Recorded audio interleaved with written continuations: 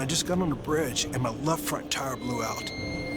And it pulled me to the right. So I pulled.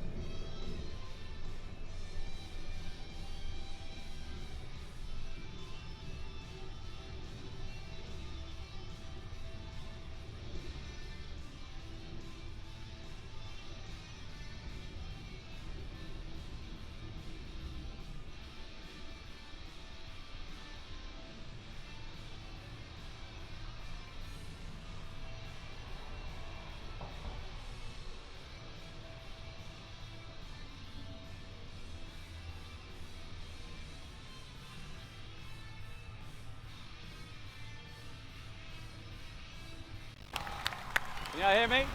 Can you hear me? Can you hear me? You hear me?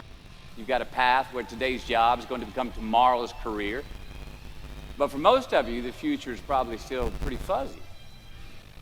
Now, you don't have that job that directly reflects the degree you just got. Many of you don't even have a job at all.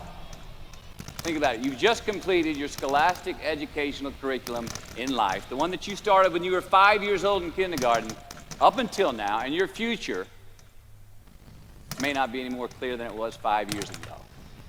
You don't have the answers, and it's probably pretty damn scary. And I say that's okay, because that is how it is. This is the reality that many of you are facing. This is the world that we live in. And while I'm not here to discourage you or in any way belittle your accomplishments tonight, which I'd like to applaud that one more time, you graduated. All right? Now, I'm not here to be a downer on that. Let's get that straight. But I am here to talk brass tacks. I want to skip the flattery and the attaboys, because I do know this. The sooner that we become less impressed with our life, with our accomplishments, with our career, with whatever that prospect is in front of us, the sooner we become less impressed and more involved with that and these things, the sooner we get a whole lot better at doing it. So, I'm going to talk to you about some things I've learned in my journey. Most from experience, some of them I heard in passing, many of them I'm still practicing, but all of them I do believe are true. Now, they may be truths to me, but don't think that that makes them mine, because you cannot own a truth. So please think of these as signposts, approaches, paradigms that give some science to satisfaction. They're yours to steal, they're yours to share, liken to your own lives, to personally apply in your own lives, in your own way, should you choose to. So, here we go. Number one, and this should come up on the Jumbotron. Life's not easy. Is it up there? Life is not easy. It is not. Don't try to make it that way. Life's not fair. It never was, it isn't now, and it won't ever be. Do not fall into the trap, the entitlement trap, of feeling like you're a victim. You are not. Get over it and get on with it. And yes, most things are more rewarding when you break a sweat to get them. Right. Number two. Unbelievable is the stupidest word in the dictionary. Should never come out of our mouth. Think about it. To say, oh wow, what an unbelievable play. It was an unbelievable book, an unbelievable film, an unbelievable act of courage. Really? It may be spectacular, it may be phenomenal, most excellent or outstanding. Unbelievable. Give others and yourself Ladies and more gentlemen, credit. with the It match just happened. ending in You the witnessed first it. round, You just did it. the Believe winner it. by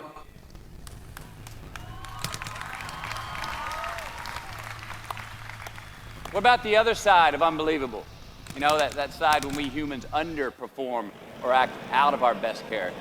For instance, a man flies a two suicide things. jet into the World Trade Protect Center. yourself at all times. Millions die from disease at all times. every day that we have kids. Bob the Builder swears that he's going to have your house built by Thanksgiving, and you can't move in until Christmas the next year. Our best friends lie to us. We lie to ourselves all the time. Unbelievable? I don't think so. Again, it just happens. It happens every day. Nothing that we Homo sapien earthlings do is unbelievable. And if there's one thing you can depend on people being, it's people. So we shouldn't be surprised. We, us, are the trickiest mammals walking the planet. I'm not worried about the monkeys. I'm worried about you and me. So acknowledge the acts of greatness as real, and do not be naive about mankind's capacity for evil, nor be in denial of our own shortcomings.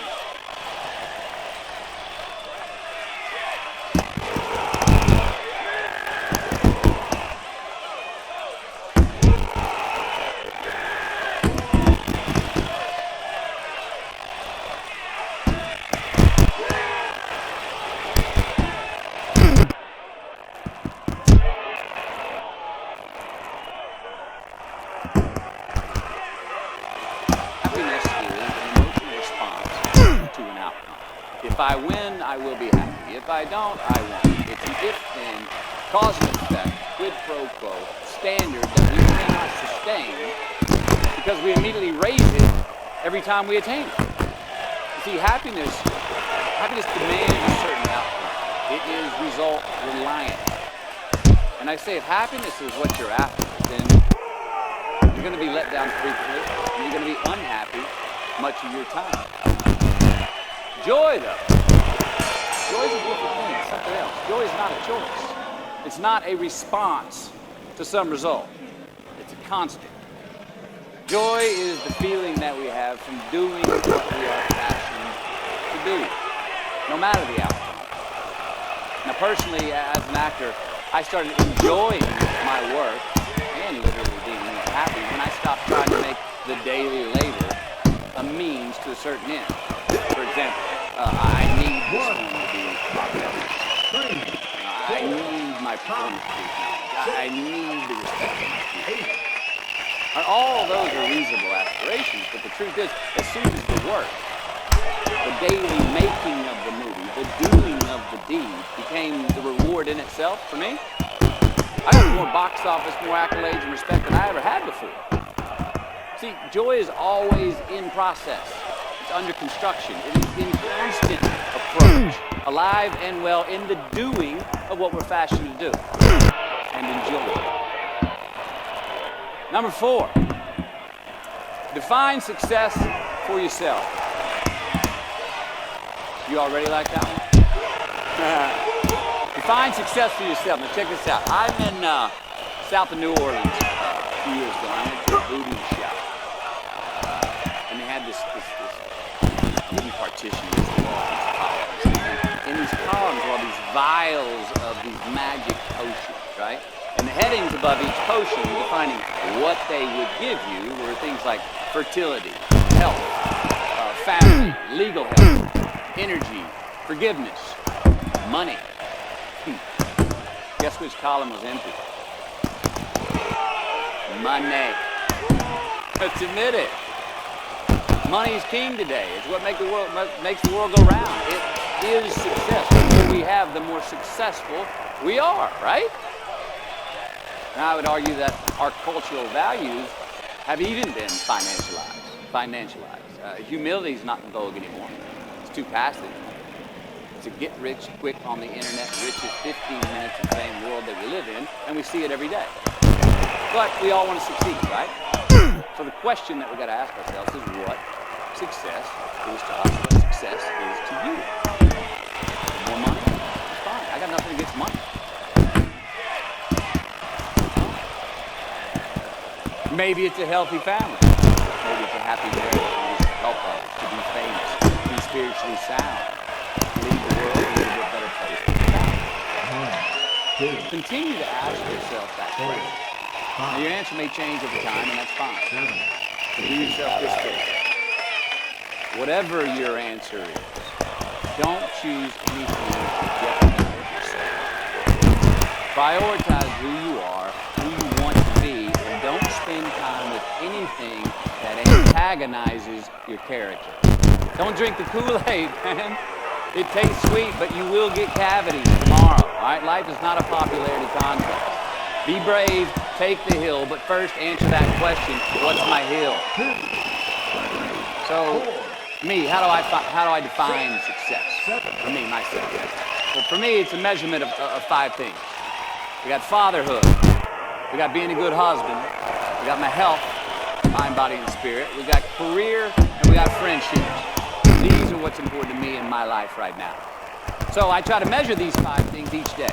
I check in with them. I like to see whether or not I'm in the debit section or the credit section with these things. Am I in the red or am I in the black? You follow?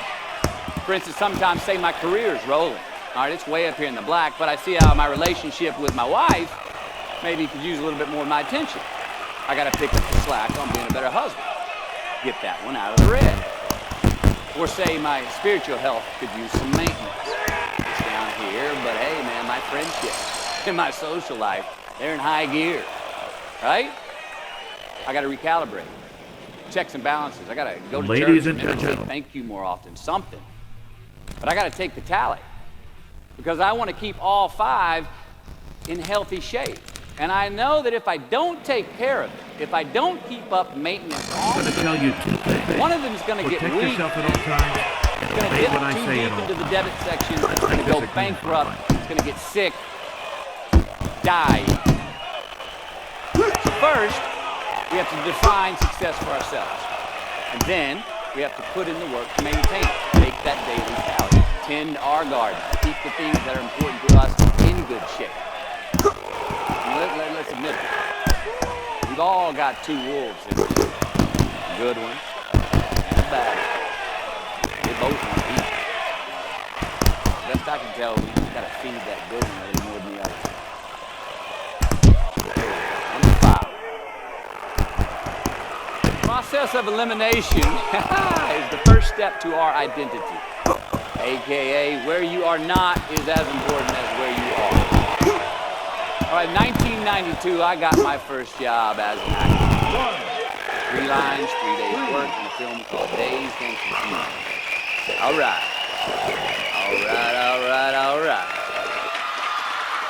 There we go. So this director of that film, Richard Linklater, he kept inviting me back to set each night, putting me in more scenes, which led to more lines, all of which I happily said yes to. I mean, I'm having a blast. People are telling me I'm good at what I'm doing, and they're writing me a check for $325 a day. I mean, hell yeah, give me more scenes. I love what I'm doing. Well, by the end of the shoot, by the end of the film, those 3 lines had turned into over 3 weeks of work. And it was mine. It was Wooderson's 1970 Chevelle that we went to go get Aerosmith tickets to. Yeah, it was badass. Well, a few years ago, I'm watching this film again, and I noticed 2 scenes that I really shouldn't have been in. In one of these scenes, my character Wooderson, I exit the screen left to head somewhere, and then I re-enter the screen and double check if any of the other characters wanted to go with me. Now, rewatching the film, and you would think you know Wooderson. Wooderson's not a guy who would ever say later and then come back to see if you were sure you didn't want to go. Now, when Wooderson leaves, Wooderson is gone. He does not stutter, step, flinch, rewind, ask twice, or solicit. You know what I'm talking about. Wooderson has better things to do, right?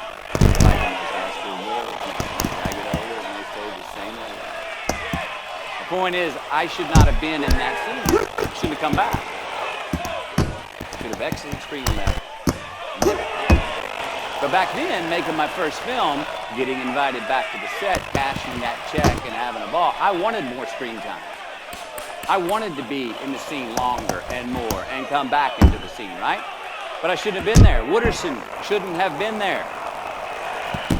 is just as important where we are not as it is where we are. Look, the first step that leads to our identity in life is usually not, I know who I am. I know who I am. That's not the first step. The first step's usually, I know who I am not. Process of elimination. Defining ourselves by what we are not is the first step that leads us to really knowing who we are. You know that group of friends that you hang out with that they really might not bring out the best in you? They gossip too much, or kind of shady. They really aren't going to be there for you in a pinch. But how about that bar we keep going to that we always seem to have the worst hangover from? Or that computer screen, right? The computer screen that keeps giving us an excuse not to get out of the house and engage with the world and get some real human interaction. Or how about that food that we keep eating? Stuff that tastes so good going down, it makes us feel like crap the next week. We feel lethargic and we keep putting on weight. Well, those people, those places, those things, stop giving them your time and energy. Just don't go there. I mean, put them down.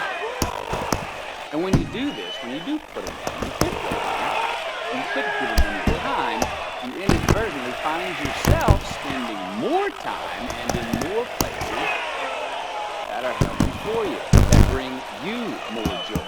Why? Because you just eliminated the who's, the where's, the what's, and the when's that were keeping you from your identity. Look, trust me, too many options, I promise you, too many options will make a tyrant of us all. So get rid of the excess, the wasted time. Decrease your options. If you do this, you will have accidentally, almost innocently, put in front of you what is important. A process of elimination. Knowing who we are is hard. It's hard. Give yourself a break. Eliminate who you are not first, and you're going to find yourself where you need to be. Number 6. Don't leave crumbs. And the beauty of delayed gratification. So what are crumbs? Well, the crumbs I'm talking about are the choices that we make that make us have to look over our shoulder. You didn't pay that guy back the money that you owed him, and tonight you just saw him 3 rows behind. Shit. You slept around on your spouse and you just found out that tomorrow she and the lady you're having an affair with are going to be at the same PTA meeting. Shit again. You drank too much last night. You're too hungover to drive your son to his 8 a.m. Saturday morning baseball practice. These are the crumbs. They come in the form of regret, guilt, and remorse. You leave crumbs today, they will cause you more stress tomorrow. And they disallow you from creating a customized future in which you do not have to look over your shoulder. So let's flip the script. Instead of creating outcomes that take from us, let's create more outcomes that pay us back, fill us up, keep your fire lit, turn you on for the most amount of time in your future. These are the choices I'm talking about. And this is the beauty of delayed gratification. Tee yourself up. Do yourself a favor. Make the choices, the purchases today that pay you back tomorrow. Residuals. In my business, we call it mailbox money. If I do my job well today, and that movie keeps rerunning on TV, 5 years from now, I'm getting checks in the mailbox. It's a heck of a deal. So whether it's prepping the coffee maker the night before, so all you got to do is press the button in the morning, or getting ready for the job interview early so you don't have to cram the night before, or choosing not to hook up with that married woman because you know you're going to feel horrible about it tomorrow, and her husband carries a gun, or paying your debts on time so that when you do see that guy 3 rows back tonight, you don't have to hunker down in your seat hoping that he don't see you. Get some ROI. You know what that is? Return on investment. Your investment. You. Customize your future. Don't leave crumbs. 2, 3. Number 7. Dissect your successes and the reciprocity of gratitude. We so often focus on failure, don't we? We study failure. We're obsessed with failure. We dissect failure. We dissect them so much we end up intoxicated with them to the point of disillusion. Ladies and gentlemen, When do we with write the in our match diary? ending in the third round. Depressed. What do we gossip about? Other people's flaws and limitations. And we can dissect ourselves into self-loathing if we're not careful.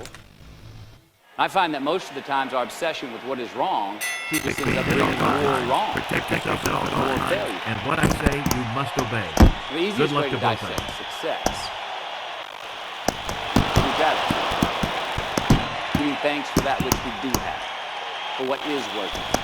Appreciating the simple things we sometimes take for granted. We give thanks for these things, and that gratitude reciprocates, creating more to be thankful for. It's really simple, and it works. Now, I'm not saying be in denial of your failures. No, we can learn from them too, but only if we look at them constructively, as a means to reveal what we are good at, what we can get better at, what we do succeed at. Now, personally, I've read a whole lot of my bad reviews. That's what I see.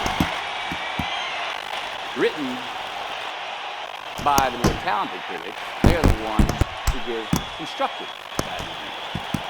They reveal to me what did translate in my work, what came across, what was seen, or what wasn't.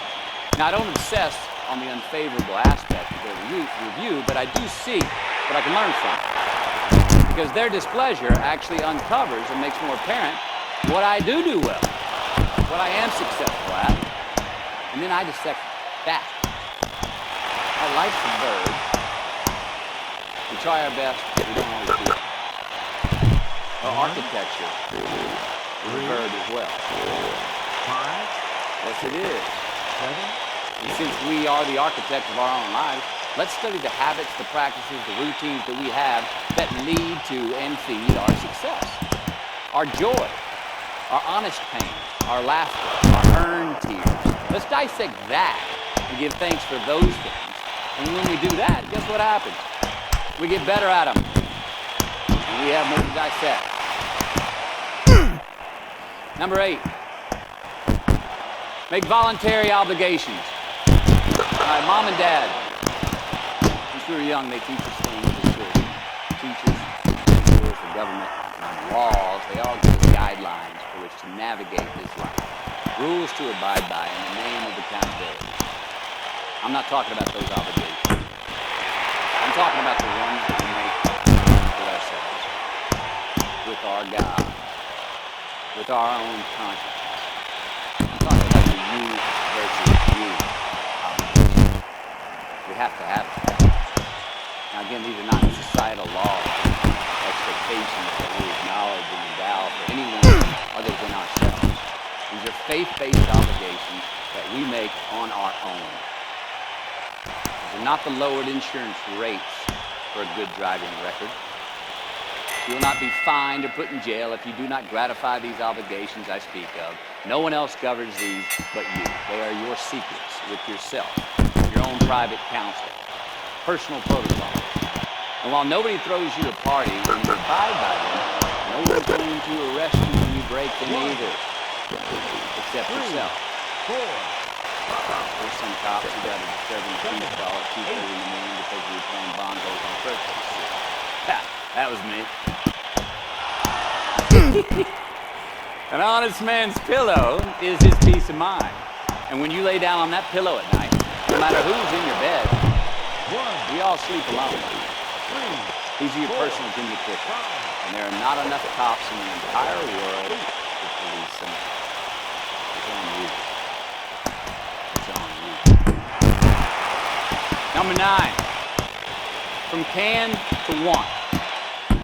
All right, check this out. 1995, I got my first big paycheck as an actor. Film on was on with Boys on the Side. We were shooting Tucson, Arizona. And I had this sweet little adobe guest house on the edge of the Saguaro National Park. The house came with a maid. My first maid. It was awesome.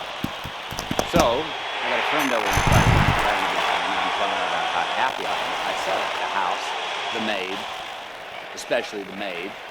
Ladies and I was gentlemen, kinda, look, this lady, she cleans the place up after I go to work. She washes my clothes, the dishes, puts fresh water by my bed, leaves me cooked meals sometimes. But she even presses my jeans.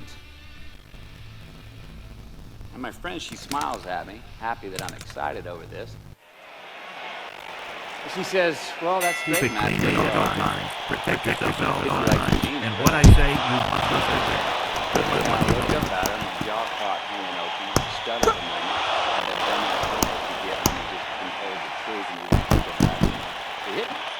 I hate that. Going down the front of my neck. I hate that. And it was then, for the first time, that I noticed it. I had never thought about not liking that starch line down the front of my jeans because I'd never had a maid to iron my jeans before. And since she did, now for the first time in my life, I just liked it because I could get it.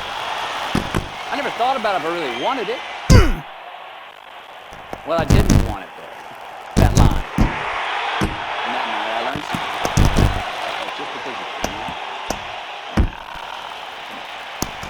It's not a good enough reason to do something. Even when it means having more. Be discerning. Choose it because you want it. Do it because you want it.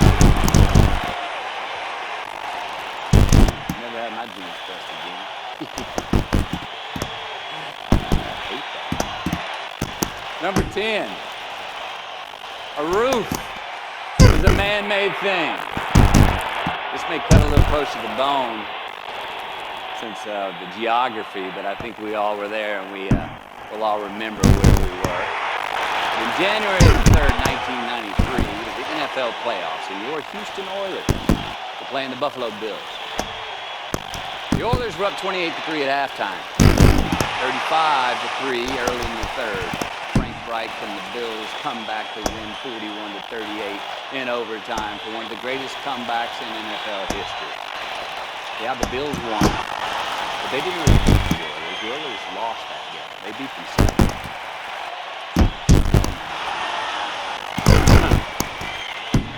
Why? Why'd they beat themselves? How?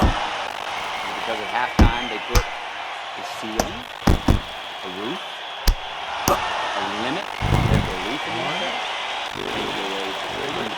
Or maybe they started thinking about the next opponent in the playoffs at halftime. I mean, they were up. Then they came out, played on their heels, lost the mental edge the entire second half, and voila, they lost. In a mere 2 quarters, defensive coordinator Jim Eddy went from being called the defensive coordinator of the year and the man first in line to be a head coach next year to a man without a job in the NFL. 2, You ever choke? 5, 6. Everybody has ever choked? I have. You know what I'm talking Step about, back. fumbling at the goal line. It's like you put in your mouth once you got to the microphone, had a brain freeze on the exam that you were totally prepared for. Forgot the punchline to a joke in front of 4,000 graduating students at the University of Houston commencement. Or maybe you've had that feeling of, oh my God, life just cannot get any better than this moment. And ask yourself, do I deserve this? Now what happens when we get that feeling? We tense up. We have this sort of outer body experience where we are literally seeing ourselves in the third person. And we realize that the moment just got bigger than us. You ever felt that way? I have.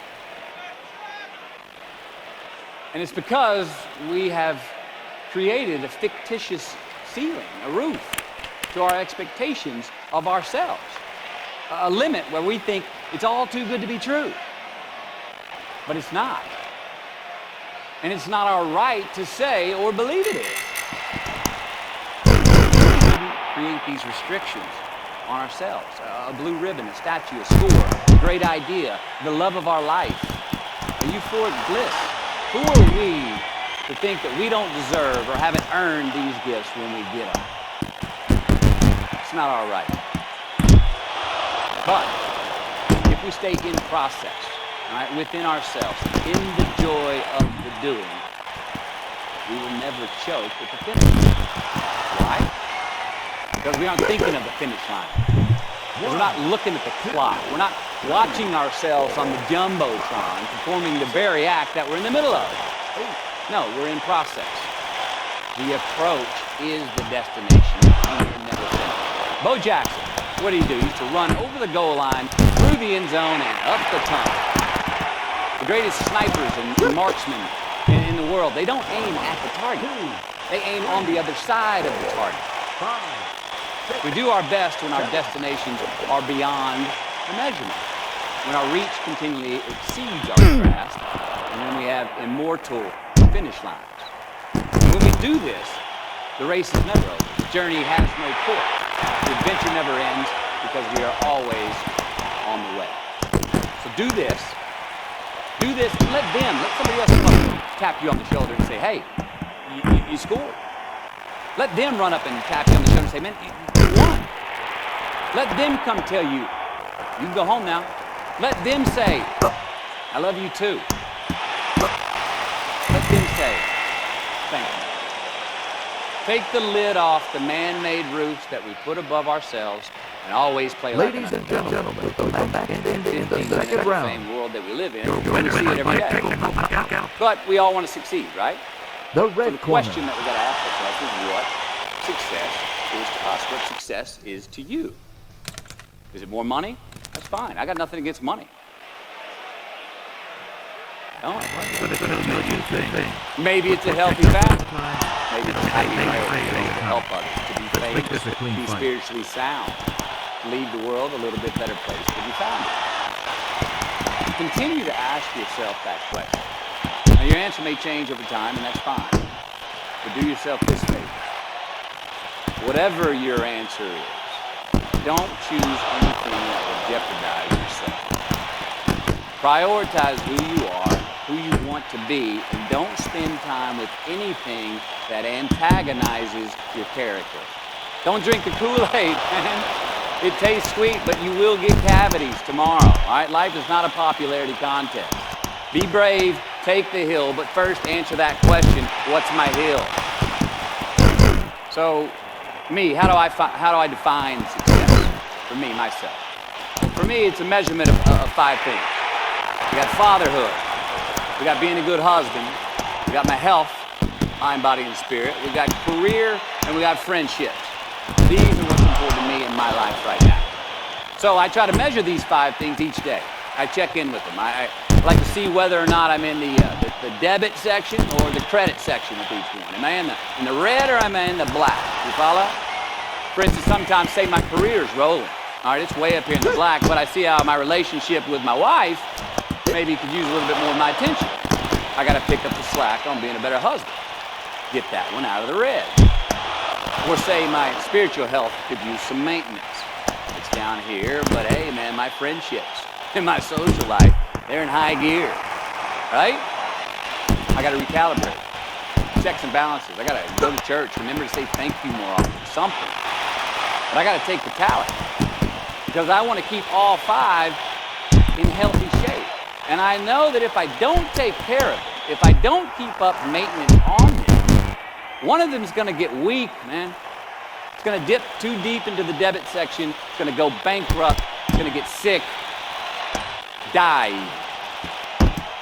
So first, we have to define success for ourselves. And then we have to put in the work to maintain it. Take that daily tally. Tend our garden. Keep the things that are important to us in good shape. I mean, let's admit it. We've all got 2 wolves in the soup. A good one and a bad one. And they both want to eat. Best I can tell, we just got to feed that good one a little more than the other one. There we go. Number 5. Process of elimination is the first step to our identity. AKA, where you are not is as important as where you are. All right, 1992, I got my first job as an actor. 3 lines, 3 days work in a film called Dazed and Confused. All right.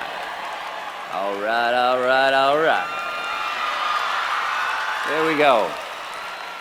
So this director of that film, Richard Linklater, he kept inviting me back to set each night. putting me in more scenes, which led to more lines, all of which I happily said yes to. I mean, I'm having a blast. People are telling me I'm good at what I'm doing, and they're writing me a check for $325 a day. I mean, hell yeah, give me more scenes. I love what I'm doing.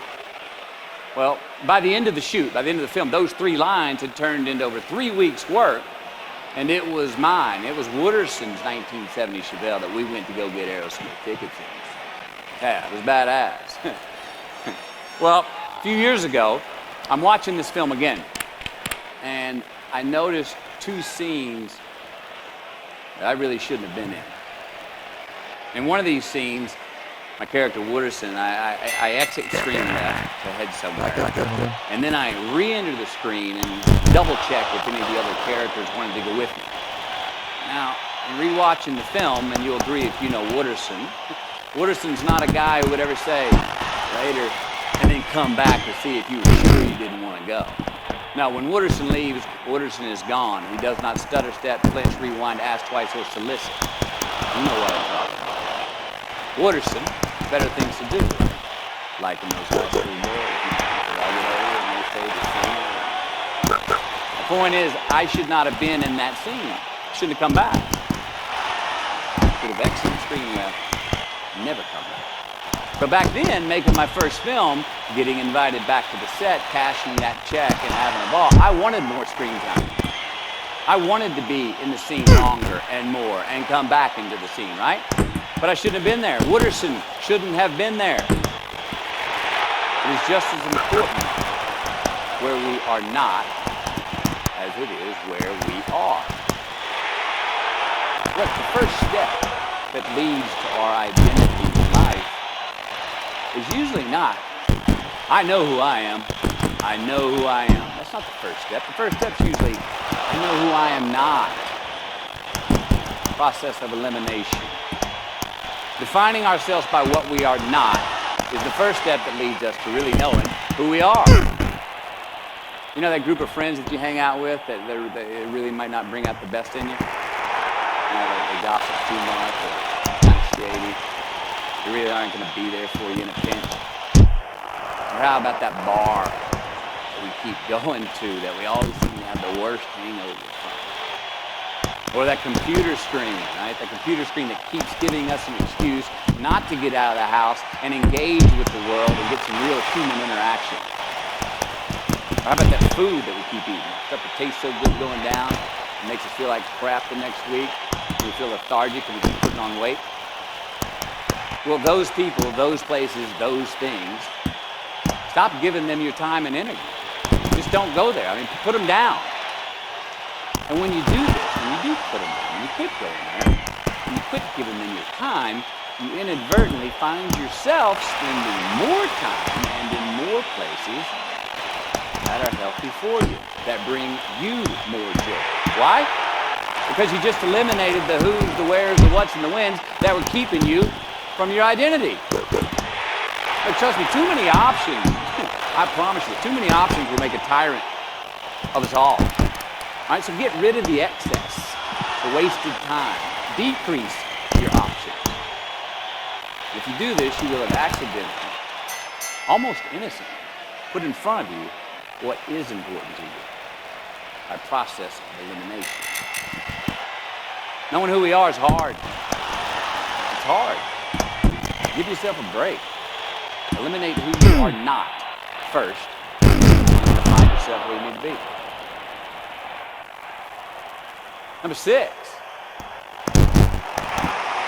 don't leave crumbs. And the beauty of delayed gratification. So what are crumbs? Well, the crumbs I'm talking about are the choices that we make that make us have to look over our shoulder in the future. You didn't pay that guy back the money that you owed him, and tonight you just saw him 3 rows behind you. Shit. You slept around on your spouse and you just found out that tomorrow she and the lady you're having an affair with are going to be at the same PTA meeting. Shit again. You drank too much last night, you're too hungover to drive your son to his 8 a.m. Saturday morning baseball practice. These are the crumbs. They come in the form of regret, guilt, and remorse. You leave crumbs today, they will cause you more stress tomorrow. And they disallow you from creating a customized future in which you do not have to look over your shoulder. So let's flip the script. Instead of creating outcomes that take from us, let's create more outcomes that pay us back, fill us up, keep your fire lit, turn you on for the most amount of time in your future.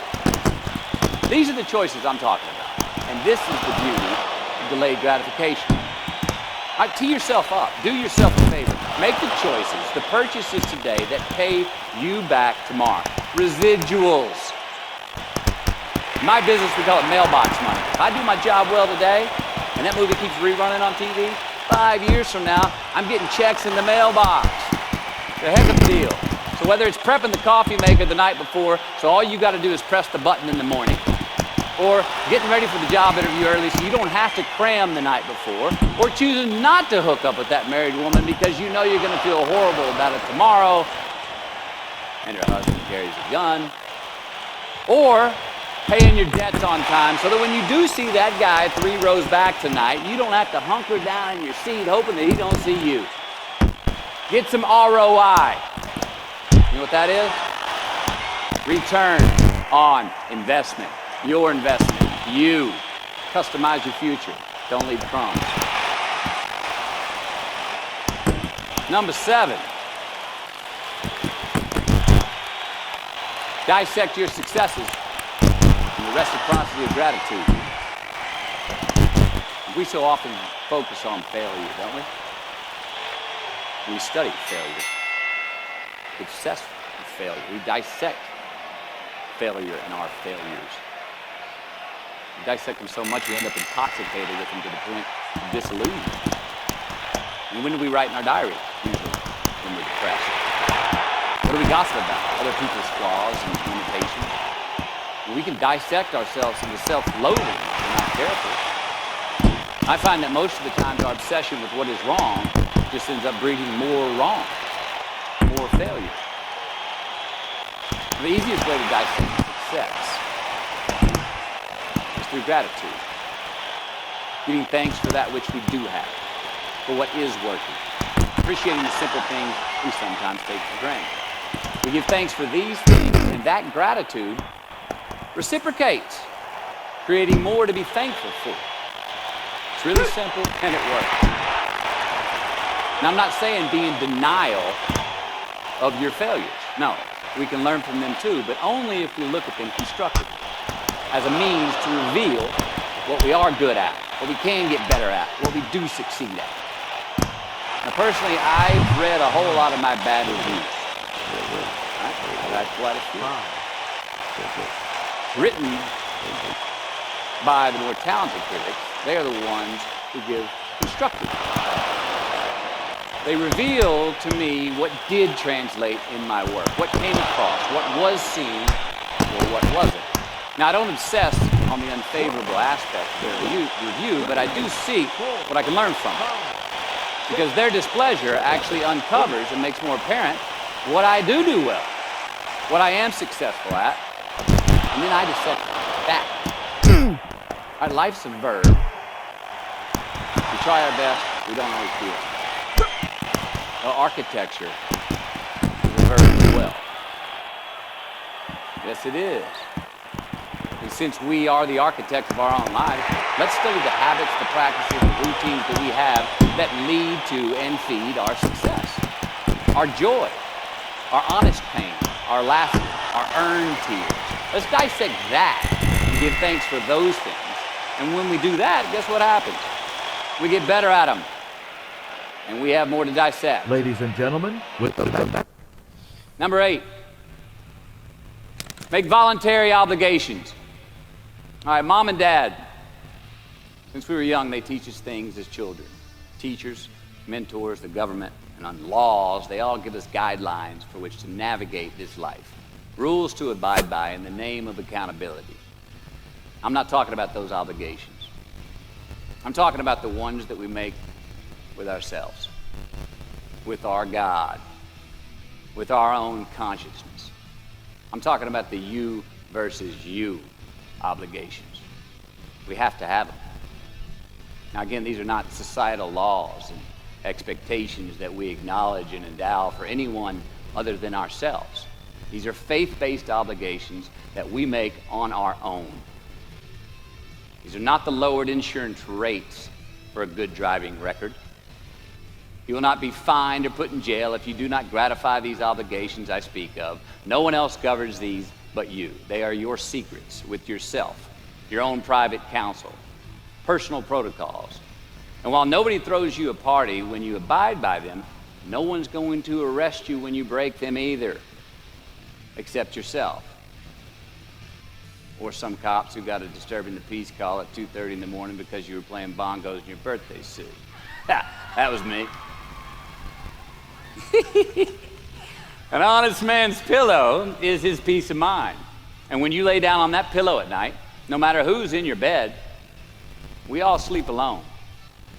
These are your personal Jiminy Crickets, and there are not enough cops in the entire world to police them. It's on you. It's on you. Number 9, from can to want. All right, check this out. In 1995, I got my first big paycheck as an actor. I think it was 150 grand. The film was almost Boys on the Side, and we were shooting in Tucson, Arizona. And I had this sweet little adobe guest house on the edge of the Saguaro National Park. The house came with a maid, my first maid. It was awesome. So I got a friend over one Friday night, and we're having a good time, and I'm telling her about how happy I am with my setup. The house, the maid, especially the maid. And I'm telling her, look, this lady, she cleans the place up after I go to work. She washes my clothes, the dishes, puts fresh water by my bed, leaves me cooked meals sometimes. But she even presses my jeans. And my friend, she smiles at me, happy that I'm excited over this. And she says, well, that's great, Matthew, if you like your jeans pressed. And I kind of looked up at her, my jaw caught hanging open. I stuttered a moment, had that dumbass look that you get when you just been told the truth and you didn't think about it, and it hit me. I hate that line going down the front of my jeans. I hate that line. And it was then, for the first time, that I noticed it. I'd never thought about not liking that starch line down the front of my jeans because I'd never had a maid to iron my jeans before. And since she did, now for the first time in my life, I just liked it because I could get it. I never thought about it if I really wanted it. Keep it clean at Well, all I didn't times. want it, though. Protect yourself That at all line. times. And what I say, you And that must night I obey. learned something. Good luck to both of us. Just because you can, it's not a good enough reason to do something. Even when it means having more. Be discerning. Choose it because you want it. Do it because you want to. Never had my jeans pressed again. I hate that line. Number 10. A roof is a man-made thing. This may cut a little close to the bone since the geography, but I think we all were there and we'll all remember where we were. But in January the 3rd, 1993, NFL playoffs, and your Houston Oilers were playing the Buffalo Bills. The Oilers were up 28-3 at halftime, 35-3 early in the third. Frank Reich and the Bills come back to win 41-38 in overtime for one of the greatest comebacks in NFL history. Yeah, the Bills won, but they didn't really beat the Oilers. The Oilers lost that game. They beat themselves.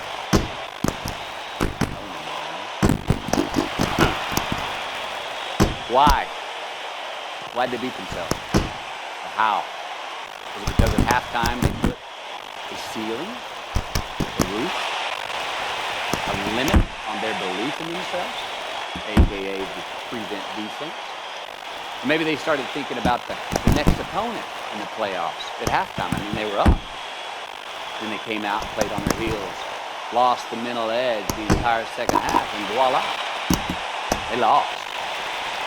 In a mere 2 quarters, defensive coordinator Jim Eddy went from being called the defensive coordinator of the year and the man first in line to be a head coach next year to a man without a job in the NFL.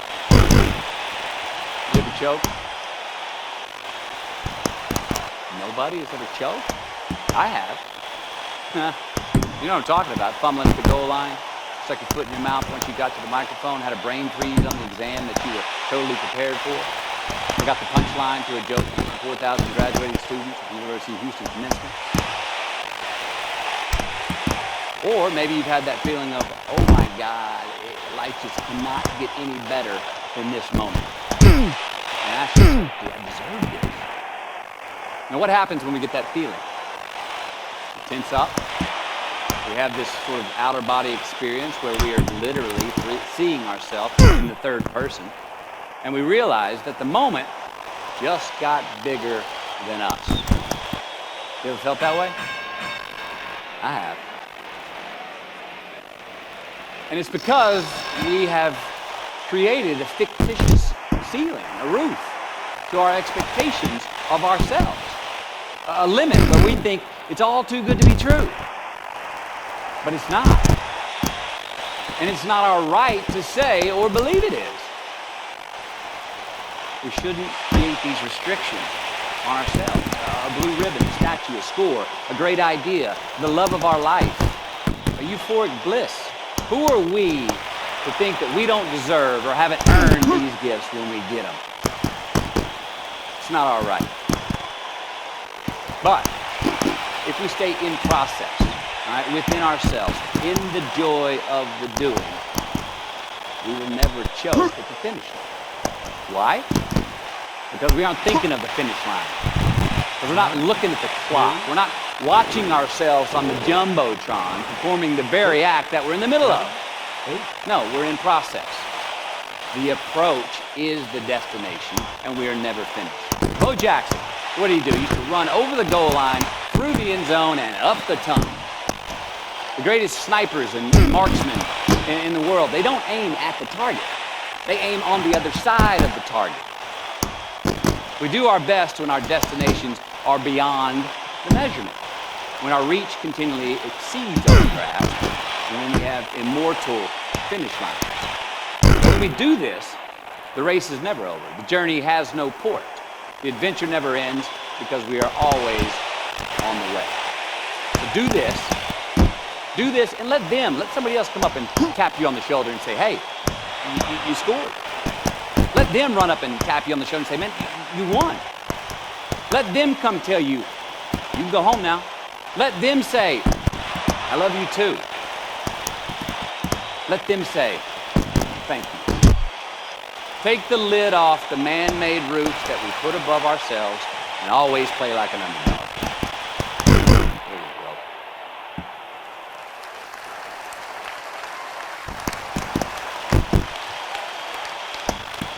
go. Number 11, turn the page.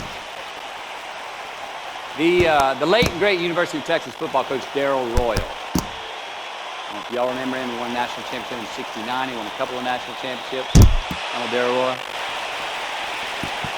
He was a friend of mine and a good friend of many people. Now, a lot of people looked up to this man. One of the people looked up to him was a musician named Larry. Now, at this time in his life, Larry was in the prime of his country music career. He had #1 hits, and his life was rolling. He had picked up a bad habit of snorting the white stuff somewhere along the line, and at one particular party, after a bathroom break, Larry went confidently up to his mentor, Darrell, and he started telling him a story. Coach Royal listened, as he always had, and when Larry finished his story and was about to walk away, Coach Royal put a gentle hand on his shoulder, and he very discreetly said, hey, Larry, you got something on your nose there, bud. Larry immediately hurried to the bathroom mirror where he saw some of the white powder that he hadn't cleaned off his nose. He was ashamed. He was embarrassed. As much because he felt so disrespectful to Coach Royal, and as much because he'd obviously gotten too comfortable with the drug to even hide it as well as he should. Well, the next day, Larry went to Coach's house. He rang the doorbell. Coach answered, and he said, Coach, I need to talk to you. Dale said, sure, come on in. Larry confessed. He purged his sins to Coach. He told him how embarrassed he was and how he had lost his way in the midst of all this fame and fortune. And towards the end of an hour, Larry, who was in tears, he asked Coach, he said, what do you think I should do? Coach, being man a few words, just looked at him and calmly said, Larry, I have never had any trouble turning the page in the book of my life. Larry got sober that day, and he's been sober for the last 40 years. You ever get in a rut? You know what I'm talking about? You get in a funk? You're stuck on the merry-go-round of a bad habit? I have. You're gonna make mistakes. You gotta own them. And you gotta make amends. And then you gotta move on. Guilt and regret kills many a man before their time. So turn the page, get off the ride. You are the author of the book of your life. Turn that page.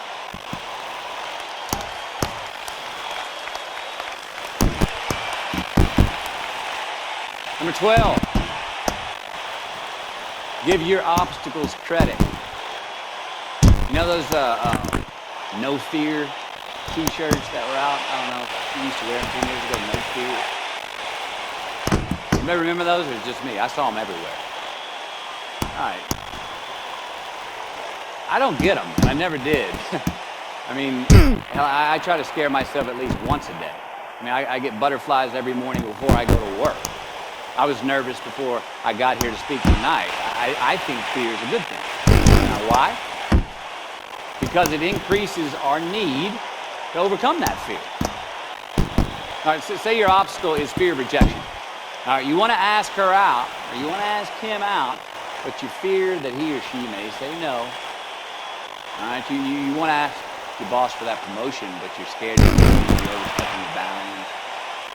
Well, instead of denying those fears, declare them. Say the fear out loud. Admit it. Give them the credit they deserve. Don't get all macho and act like they're no big deal.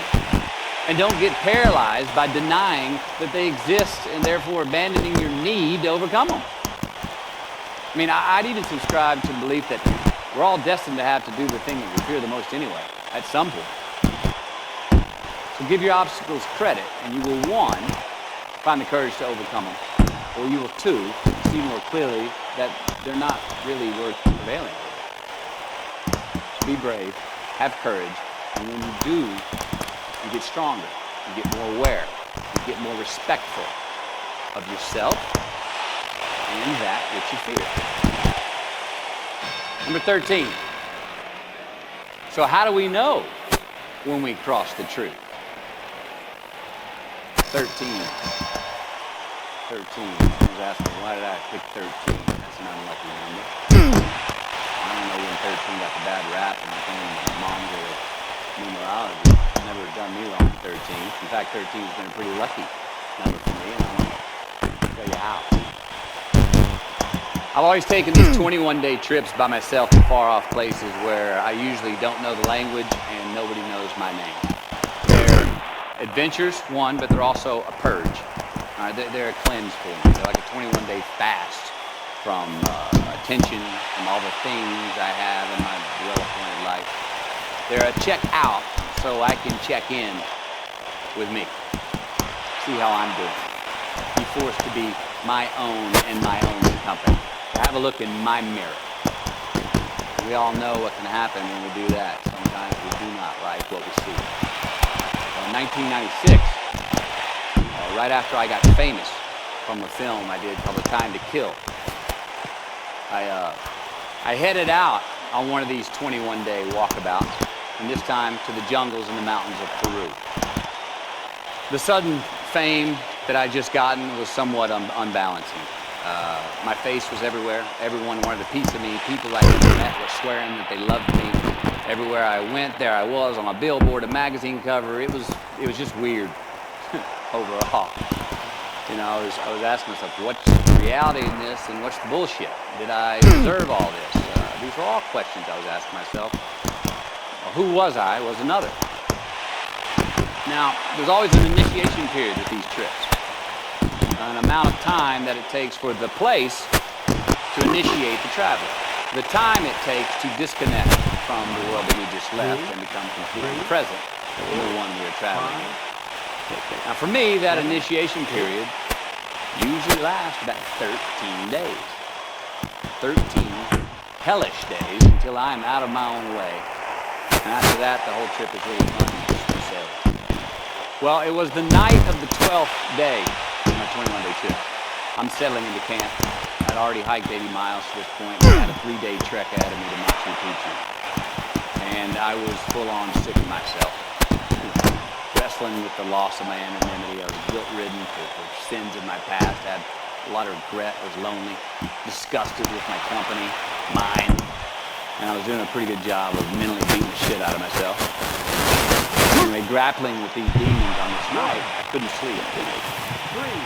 All of these badges and banners and expectations and anxieties that I was carrying with me, I needed to free myself from it. Who was I? I asked myself. And not only on this trip, but in this life.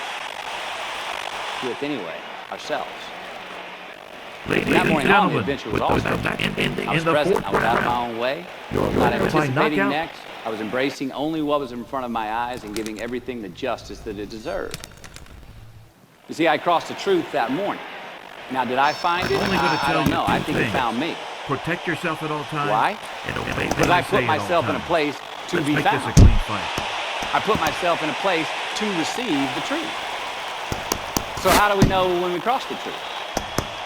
Well, I think the truth's all around us all the time. I mean, I think the answer, is always right there, or right there. I think it's all around us. We just don't always see it. We don't always grasp it, hear it, access it. Usually because we're not in the right place to do so. So what do we do? First, I believe we've got to put ourselves in the place to receive the truth. We live in an extremely noisy world with all kinds of frequencies coming at us. We got commitments, we got deadlines, fix this, do that, plans, expectations, and they all make it hard to get clarity and peace of mind. So we have to consciously put ourselves in places to receive that clarity. Now that may be prayer, that may be meditation, that may be a walkabout, that may be being in the right company, a road trip, whatever it is for you, schedule that time. Schedule it. So, if we do that, if we hear it, if we put ourselves in a place to hear it, and we do, and it's become clear, the truth and actually making it, then the second part comes, which is to personalize it. Ask yourself how it works for you, how it applies to you personally, why you need it in your life specifically. And if you do that, then comes the third part. Have the patience to internalize it and get it from our intellectual head, thinking about it, and into our bones and our soul and our instinct. Now, we cannot rush this part. It does take time. So if we get that far, we've received it, we've personalized it, and we've internalized it. If we make it that far, then comes the biggie, man. This comes the fun one. Got to have the courage to act on it, to actually take it into our daily lives and practice it, to make it an active part of who we are and live it. If we do that, right, if we do that, then we have what I believe is heaven right here on earth. And that's the place where what we want is also just what we need. I mean, that's the ticket, isn't it?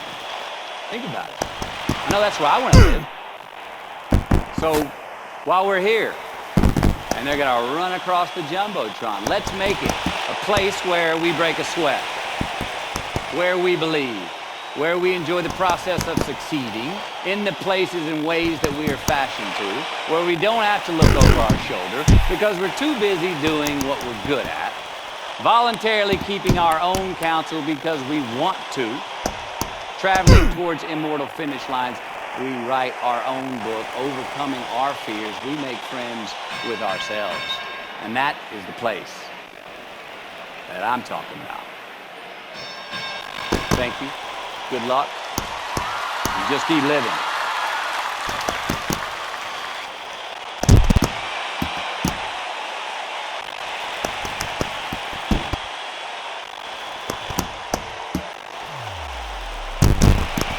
I'm going to talk to you about some things I've learned in my journey.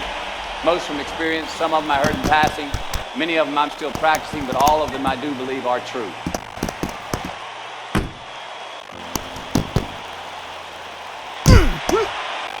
Life is not easy. It is not. Don't try to make it that way. Life's not fair. It never was. It isn't now, and it won't ever be. Do not fall into the trap, the entitlement trap, of feeling like you're a victim. You are not. Get over it and get on with it. So the question that we got to ask ourselves is what success is to us, what success is to you. Is it more money? Fine. I got nothing against money. Maybe it's a healthy family. Maybe it's a happy marriage. Maybe it's to help others, to be famous, to be spiritually sound, to leave the world a little bit better place than you found it. Continue to ask yourself that question. Now your answer may change over time, and that's fine. But do yourself this favor. Whatever your answer is, don't choose anything that will jeopardize yourself.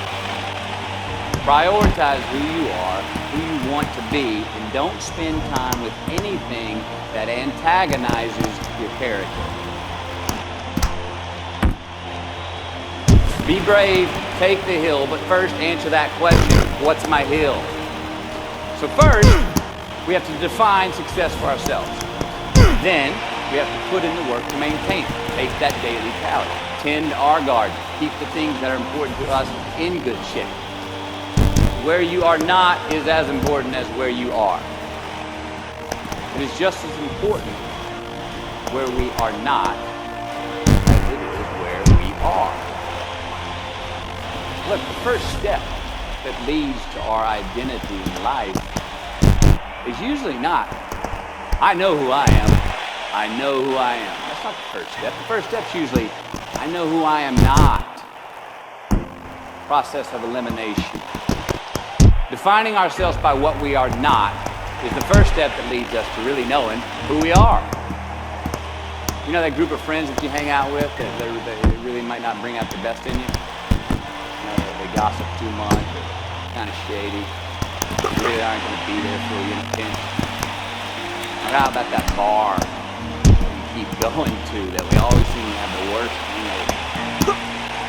Or that computer screen, right? That computer screen that keeps giving us an excuse not to get out of the house and engage with the world and get some real human interaction. Or how about that food that we keep eating? Stuff that tastes so good going down, makes you feel like crap the next week, you feel lethargic and you keep putting on weight. Well, those people, those places, those things, stop giving them your time and energy. Just don't go there. I mean, put them down. And when you do this, when you do put them down, you quit going there, you quit giving them your time, you inadvertently find yourself spending more time and in more places that are healthy for you, that bring you more joy. Why? Because you just eliminated the who's, the where's, the what's, and the when's that were keeping you from your identity. Like, trust me, too many options, I promise you, too many options will make a tyrant of us all. All right, so get rid of the excess, the wasted time. Decrease your options. If you do this, you will have accidentally, almost innocent, put in front of what is important. A process of elimination.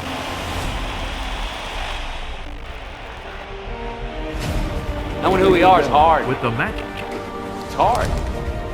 Give yourself a break. Eliminate who you are not first. Keep it clean at all Find times. yourself Protect yourself at all times. And what I say, you must obey. Instead of creating outcomes that take from us, let's create more outcomes that pay us back, fill us up, keep your fire lit, turn you on for the most amount of time in your future. We try our best, we don't always do it. Architecture is a verb as well. Since we are the architects of our own lives, let's study the habits, the practices, the routines that we have that lead to and feed our success. Our joy, our honest pain, our laughter, our earned tears. Let's dissect that and give thanks for those things. And when we do that, guess what happens? We get better at them. And we have more to dissect. Be discerning. Choose it because you want it. Do it because you want to.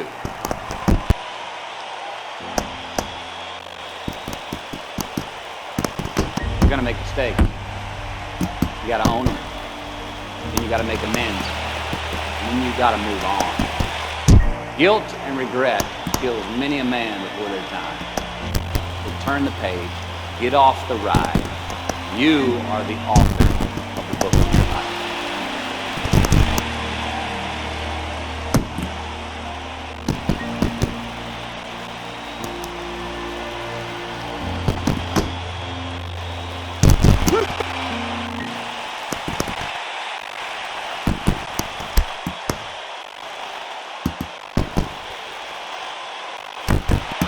I want to skip the flattery and the attaboys, because I do know this. The sooner that we become less impressed with our life, with our accomplishments, with our career, with whatever that prospect is in front of us, the sooner we become less impressed and more involved with that and these things, the sooner we get a whole lot better at doing it. So, I'm going to talk to you about some things that I've learned in my journey. Most from experience, some of them I heard in passing, many of them I'm still practicing, but all of them I do believe are true. Now, they may be truths to me, but don't think that makes them mine, because you cannot own the truth. So please think of these as signposts, approaches, paradigms that give some science to satisfaction. Yours to steal, yours to share, like into your own life, to personally apply in your own life, in your own way. So, here we go. Number one, life's not easy. Life is not easy. It is not. Don't try to make it that way. Life's not fair. It never was. It isn't now, and it won't ever be. Do not fall into the trap, the entitlement trap, of feeling like you're a victim. You are not. Get over it and get on with it. And yes, most things are more rewarding when you break a sweat to get them. Number two, I love it. Unbelievable is the stupidest word to do. Should never come out of our mouth. Think about it. To say, oh wow, what an unbelievable play. It was an unbelievable book, an unbelievable film, an unbelievable act of courage. Really? It may be spectacular, it may be phenomenal, most excellent or outstanding. But unbelievable? Give others and yourself more credit. It just happened. You witnessed it. You just did it. Believe it. What about the other side of unbelievable? You know, that side where humans underperform or act out of our best character. For instance, man flies a suicide jet in the World Trade Center. Millions die from diseases every day that we have cures for. Bob the Builder swears that he's going to have your house built by Thanksgiving, and you can't move in until Christmas the next year. Our best friends lie to us. We lie to ourselves all the time. Unbelievable? I don't think so. Again, it just happens, and it happens every day. Nothing that we Homo sapien urchins do is unbelievable. And if there's one thing you can depend on people being, it's people. So we shouldn't be surprised. We, us, are the trickiest mammals walking the planet. I'm not worried about the monkeys. I'm worried about you and me. So acknowledge the acts of greatness as real, and do not be naive about mankind's capacity for evil, nor be in denial of our own shortcomings. Happiness is an emotional response to an outcome. If I win, I will be happy. If I don't, I won't. It's an if-then, cause and effect, quid pro quo, standard that we cannot sustain because we immediately raise it every time we attain it. See, happiness demands a certain outcome. It is result reliant. And I say, if happiness is what you're after, then you're going to be let down frequently. You're going to be unhappy much of your time. Joy, though. Joy is a different thing. It's something else. Joy is not a choice. It's not a response to some result. It's constant. Joy is the feeling that we have from doing what we are fashioned to do, no matter the outcome. Now, personally, as an actor, I started enjoying my work and literally being happy when I stopped trying to make the daily labor a means to a certain end. For example, I need this film to be box office. I need my performance to be. I need the respect All those are reasonable aspirations, but the truth is, as soon as the work, the daily making of the movie, the doing of the deed became the reward in itself for me, I got more box office, more accolades and respect than I ever had before. See, joy is always in process. It's under construction. It is in constant approach, alive and well in the doing of what we're fashioned to do.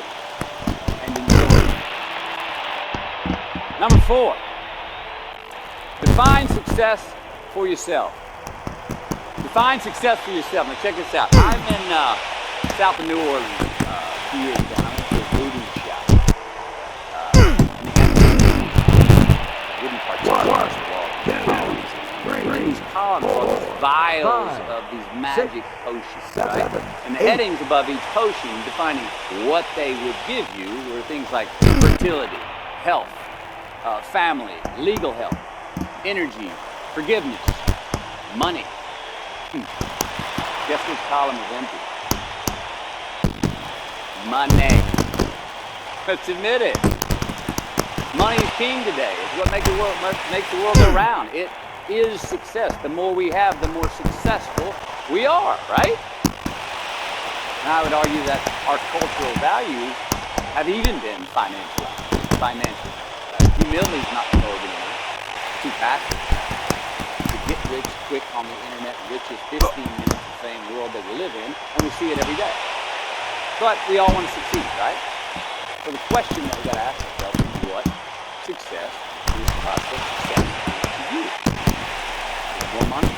Fine. I got nothing against money. No. Maybe it's a healthy family. Maybe it's a happy marriage. Maybe it's to help others, to be famous, be spiritually sound, leave the world a little bit better place to be found. Continue to ask yourself that question. Now, your answer may change over time, and that's fine. Do yourself this favor. Whatever your answer is, don't choose anything that will jeopardize your soul. Prioritize who you are, who you want to be, and don't spend time with anything that antagonizes your character. Don't drink the Kool-Aid, man. It tastes sweet, but you will get cavities tomorrow, all right? Life is not a popularity contest. Be brave, take the hill, but first answer that question, what's my hill? So, me, how do I define success? For me, myself. Well, for me, it's a measurement of 5 things. We got fatherhood. We got being a good husband. We got my health, mind, body, and spirit. We got career, and we got friendship. These are what's important to me in my life right now. So I try to measure these 5 things each day. I check in with them. I like to see whether or not I'm in the debit section or the credit section of each thing. Am I in the red or am I in the black? You follow? For instance, sometimes say my career's rolling. All right, it's way up here in the black, but I see how my relationship with my wife maybe could use a little bit more of my attention. I got to pick up the slack on being a better husband. Get that one out of the red. Or say my spiritual health could use some maintenance. It's down here, but hey, man, my friendships and my social life, they're in high gear, right? I got to recalibrate. Checks and balances. I got to go to church. Remember to say thank you more often, something. But I got to take the talent because I want to keep all 5 in healthy shape. And I know that if I don't take care of them, if I don't keep up maintenance on them, one of them is going to get weak, man. It's going to dip too deep into the debit section. It's going to go bankrupt. It's going to get sick. Back up, Die. Back up, gentlemen. So first, we have to define success for ourselves.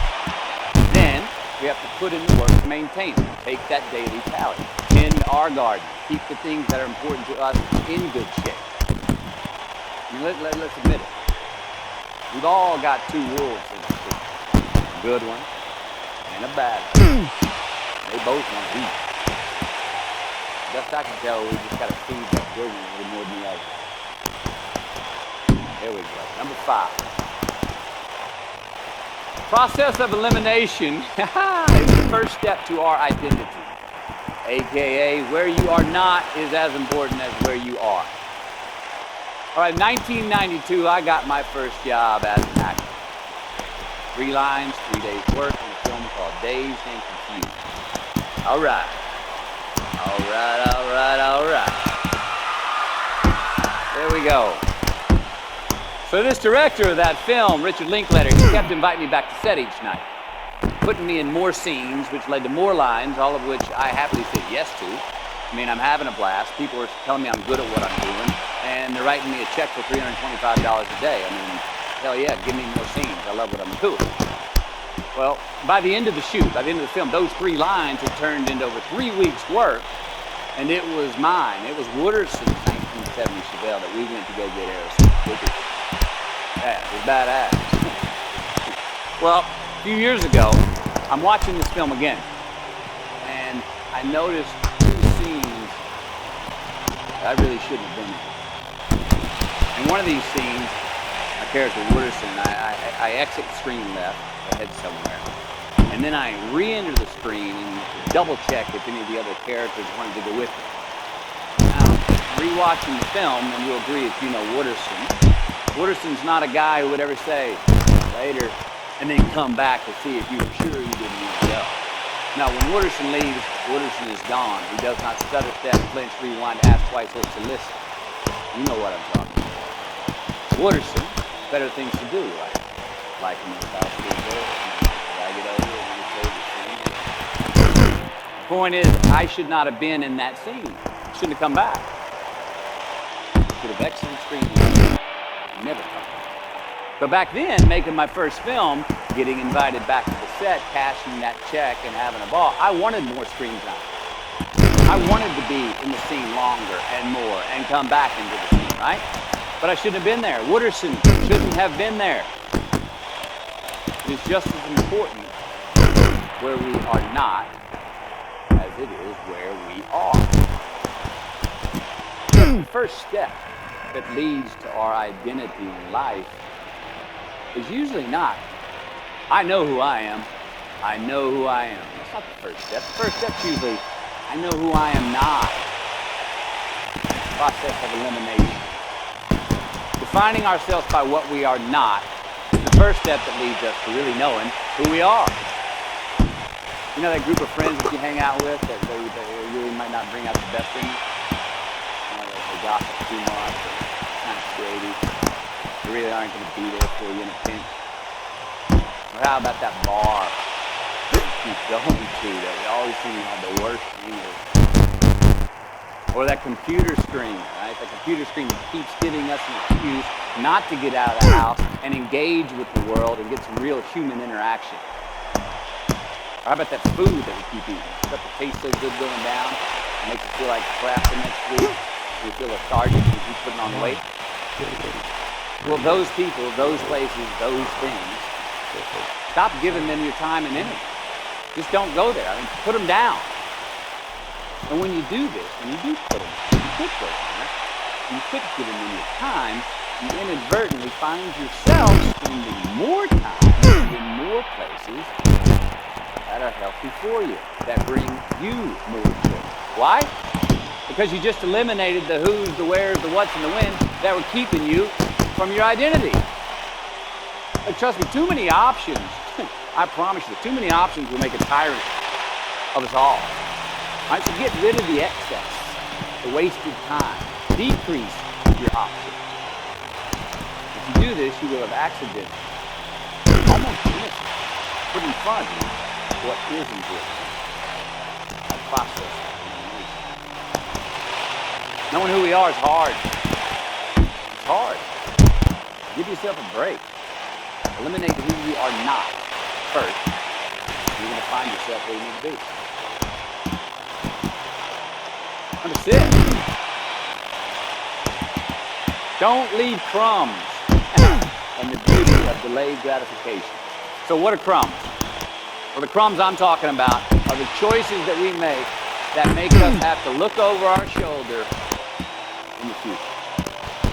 You didn't pay that guy back the money that you owed him, and tonight you just saw him 3 rows behind you. Shit. You slept around on your spouse, and you just found out that tomorrow she and the lady you're having an affair with are going to be at the same PTA meeting. Shit again. You drank too much last night, You're too hungover to drive your son to his 8 a.m. Saturday morning baseball practice. These are the crumbs. They come in the form of regret, guilt, and remorse. You leave crumbs today, they will cause you more stress tomorrow. And they disallow you from creating a customized future in which you do not have to look over your shoulder.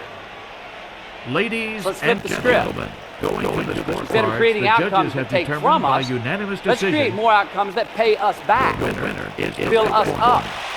Keep your fire lit, turn you on for the most amount of time in your future. These are the choices I'm talking about. And this is the beauty of delayed gratification. All right, tee yourself up. Do yourself a favor. Make the choices, the purchases today that pay you back tomorrow. Residuals. In my business, we call it mailbox money. If I do my job well today, and that movie keeps rerunning on TV, 5 years from now,